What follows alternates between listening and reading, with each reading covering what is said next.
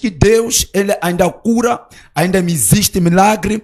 Eu não sou sensacionistas. Os sensacionistas, eles dizem que já não existe milagre. O último profeta foi João Batista. Já não acreditam nos dons espirituais. Eu sou continuanista que acredito que ainda existem os dons espirituais. O que é que acontece nessa nossa peregrinação cristã, nesse crescimento acerca de Jesus, nosso crescimento na fé? Nós sabemos muito bem que a fé, ela cresce, irmã Flora. Se a fé, ela cresce, nós entendemos isso quando nós entramos lá na palavra de Deus, lá em Mateus capítulo 17, quando os discípulos, eles conseguem expulsar o espírito que estava naquele menino lunato. Quando eles conseguem, e depois o pai vai ter com Jesus, ele diz que os seus discípulos conseguiram expulsar aquele demônio. E Jesus, ele expulsa o demônio e ele depois diz algo muito interessante: gente de pequena fé. Então, eles ficaram interrogados, os discípulos, disseram: como assim, mestre?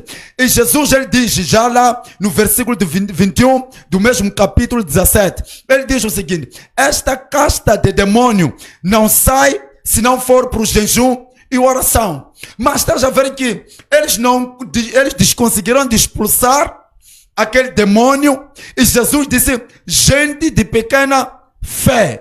E ele depois disse que há tipo de demônios que saem com jejum e oração. Exato. E há um tipo de demônio que não sai somente para o jejum, sai para a oração. Há demônios que saem você fazendo as duas coisas. Mas há certos demônios que saem somente quando você jejua. E outra coisa interessante, quando Jesus ele disse gente de pequena fé, eles começaram mais a buscar a Deus. Que quando você olha bem, lá em Atos capítulo 3, o mesmo Pedro que Jesus ele disse: vocês são gente de pequena fé, é o mesmo Pedro que quando encontra aquele homem sentado na porta formosa, ele disse o seguinte: eu não tenho prata nem ouro, aquilo que eu te digo é isto: levanta-te e ande. Com isso eu quero dizer o quê? Quer dizer que a fé, Flora, ela cresce. Hoje eu posso não curar um aleijado. Exato. Hoje eu posso não curar uma pessoa que é cego. Mas eu já estou a caminhar na fé que há certas manifestações, sinais de algumas pessoas que têm dor de barriga, algumas pessoas que têm dor de cabeça, que eu tenho declarado a cura. E essas pessoas foram curadas. Mas então eu estou a crescer. Porque o crescimento espiritual na área dos milagres, da cura, da profecia, não é algo instantâneo. É algo progressivo, não é você declarou, ressuscitou morto, não. Existe um crescimento progressivo, não é instantâneo. É como um crescimento de uma criança. Nenhuma mãe pode parir uma criança e de repente começar a correr. Então existe um crescimento na nossa vida espiritual. Por isso que nós estamos a dizer grandes homens de Deus, porque nós vimos as pessoas ao crescer. E hoje estão se treinando aqueles homens porque nós vimos. Mas há certas pessoas, por exemplo, que você lhe viu, desapareceu, foi para Nigéria ou foi buscar algumas coisas, de repente já está aí. Essa pessoa foi impactada. Então essa pessoa não sabe qual é a essência da oração. Aquela pessoa não buscou, não orou, não cavou, não teve a leitura bíblica. Essa pessoa só cresceu e logo foi impactado. Por isso não tem conhecimento das escrituras. Está a dizer, em outras palavras, que os homens de Deus não podem receber impactação? Não estou a dizer que não podem receber impactação. Pode, mas anima a ter uma coisa que você cultivou.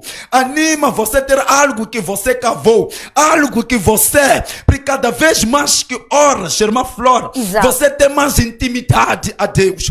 Você não pula o processo da cruz, porque muitas pessoas pulam a cruz. Por isso que temos visto pastores, profetas que não têm caráter, porque não aceitaram ser crucificados pela cruz, matando a sua carne. Então essas pessoas pularam a cruz, estão aí a operar, a fazer coisas que não dá nas igrejas, porque essas pessoas, aquilo que o apóstolo Paulo ele diz lá em Galatas capítulo 2, versículo 20, que eu já não vivo mais eu, mas Cristo vive em mim. Quer dizer que o eu evangelista Waka, eu já não sou eu que vivo neste corpo. Alguém que levou este corpo, que se chama Jesus, ainda que eu queira viver o eu evangelista Waka, eu já não consigo mais. Por quê? Porque eu recebi a Jesus como único Senhor e Salvador da minha vida. Porque quando você recebe a Cristo como único Senhor e Salvador da sua vida, quer dizer que essa pessoa está na aflição, está na depressão, está na opressão, está na doença.